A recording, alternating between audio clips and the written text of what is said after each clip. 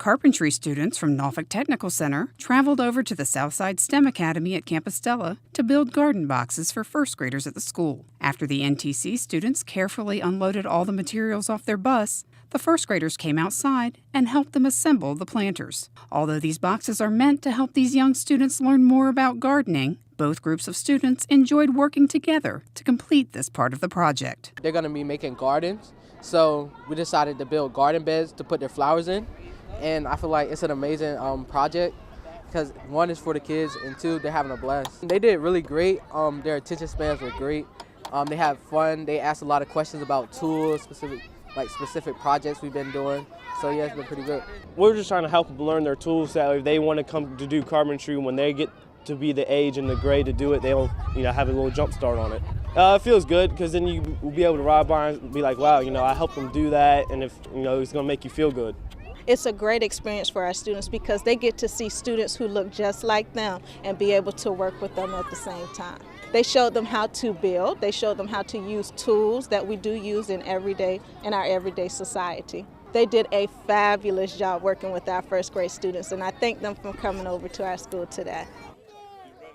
Just a few days later, the Southside STEM Academy held their first ever STEM Expo for all 6th, 7th, and 8th graders interested in science, technology, engineering, and math. Professors and students from Old Dominion University, along with students from the Leadership Center for the Sciences and Engineering at Norview High School, manned stations with STEM activities designed to promote a hands-on learning experience. They're here to inspire the younger kids and let them see how fun STEM can be. So we have our robotics team here, we have our students from the Sciences and Engineering program, we have them building things, creating things, teaching team building, and how important that is. They seem to be really engaged. I'm very, very pleased. This whole thing has been awesome. They love it. The students are having a great time. They're interacting with each other, so the collaboration is more than we've ever seen, so that's really awesome. They're asking great questions, which we love to hear, and just they're inquiring about everything that they've done so far. I like that I get to learn how to do certain things, and the robotics teacher, he had told me how he had put the robotic thing together, and he let me dry test it. I think just showing them all of the options that are available in STEM careers, because STEM is, there's a huge push for STEM careers, from teaching to computer science to math to, there's tons. So I think just showing them possibilities is really important, and STEM is just fun and engaging, so I hope they get just the excitement out of it too.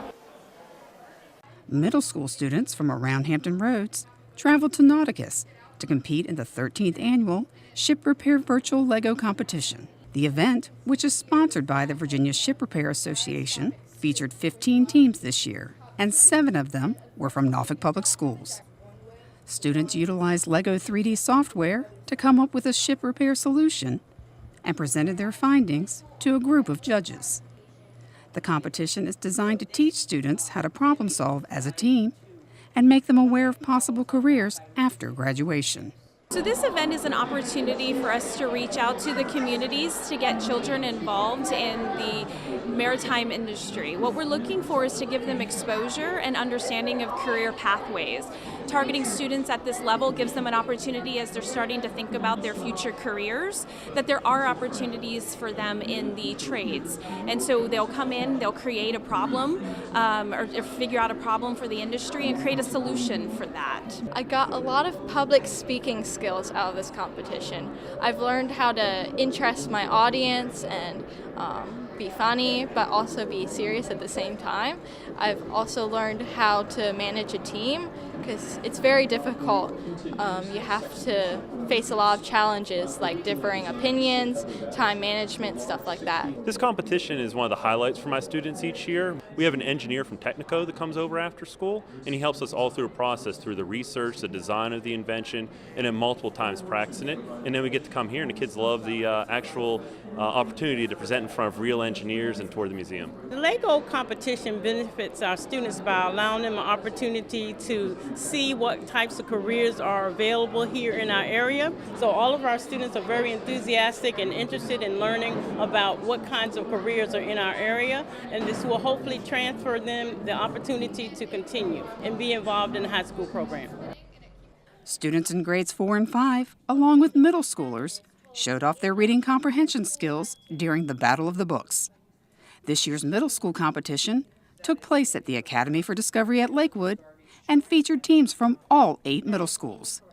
Students' knowledge of the books they read was tested, and they liked the idea of reading being used in a competitive way.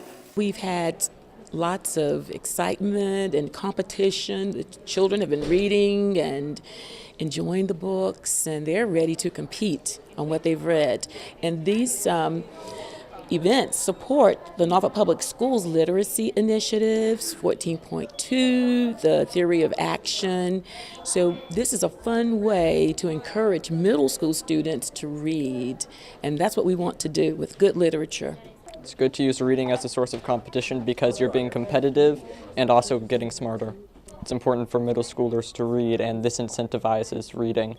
Honestly, I think that it should be valued just as much as sports because you're a team, you have to work together, and you are kind of battling. So I think it's something that should be done more. I think they picked out some really good books, and I like the fact that they were like a variety of different genres, so it wasn't just one genre.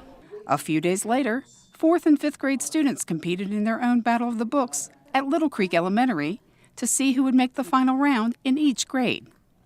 Nearly 20 schools participated in the 3-day competition, and students were well prepared to answer specific questions about the 7 books they read.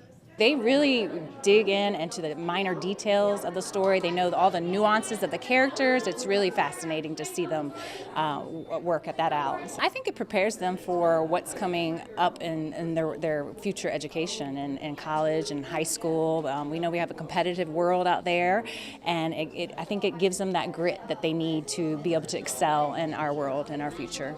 It just fosters their love of learning and love of reading and getting exposed to new books and just being able to be part of a team. They love the books and they love the competition. They're really great sports, and they wanted everybody to have an equal chance, and they're just really competitive, so I'm very proud of them.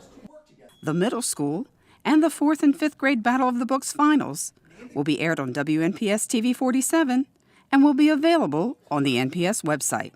Members of the Norfolk Police Department are teaching important life skills to NPS high school students as part of their True Youth program. During the 6-week course, the officers assist students with everything from filling out applications and resumes to dressing for success and preparing them for interviews. The hope is that these young people will gain valuable knowledge and see police officers as individuals who are here to serve as a resource to the community. Basically, TRUE stands for Teaching, Reaching, Understanding, and Educating. So we come into the schools, we help kids with their job applications, college applications, resumes, essays, applications for whatever they're trying to do. It has nothing to do about being a police officer, right? So we give them the tools that they need to succeed for their own goals. I like the knowledge.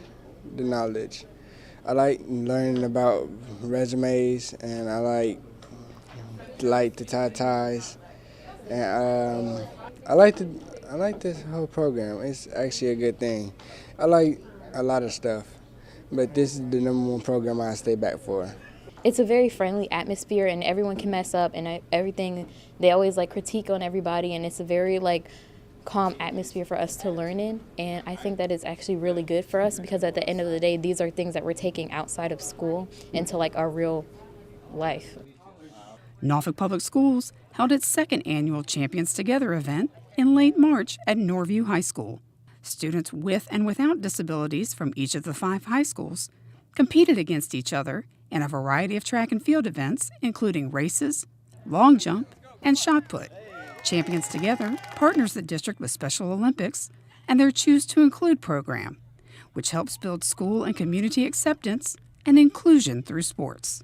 It's important for everyone to participate in the Choose to Include campaign because it shows that we can all do things, whether or not we have a disability or we are fully abled or if we have anyone in our community, they should be involved and engaged, and it gives them motivation, encouragement to do. And it just shows that everyone can do something. We all have a purpose and we all have a reason to be here, and we can all do things together. Norfolk Public Schools and Old Dominion University once again teamed up for the annual Little Feat Meet. This long-standing tradition is an opportunity for students with special needs in elementary school to come together at Powhatan Field on ODU's campus and have a day dedicated just to them. All students got the chance to show off their athletic prowess by competing in numerous skills challenges, and as always, they had the time of their lives participating in this great event. I'm out here with my little ones, just getting a little experience going on. They're having their field day that is specifically tied to them, so any of their needs are all met today. They get to have fun and be free and be themselves with no restrictions, so I think it's pretty awesome that they get to do that today. The way they interact in the classroom, the way they interact out on field is completely different, and sometimes you can see the different styles or different things that they like to do that you can incorporate in the classroom, so that's always a good thing to see. Pre-K students at Willoughby Early Childhood Center got the chance to touch a truck thanks to some outstanding community partners. The Norfolk Police and Fire Departments and even a U.S. Army detachment brought vehicles by the school so students could see them up close.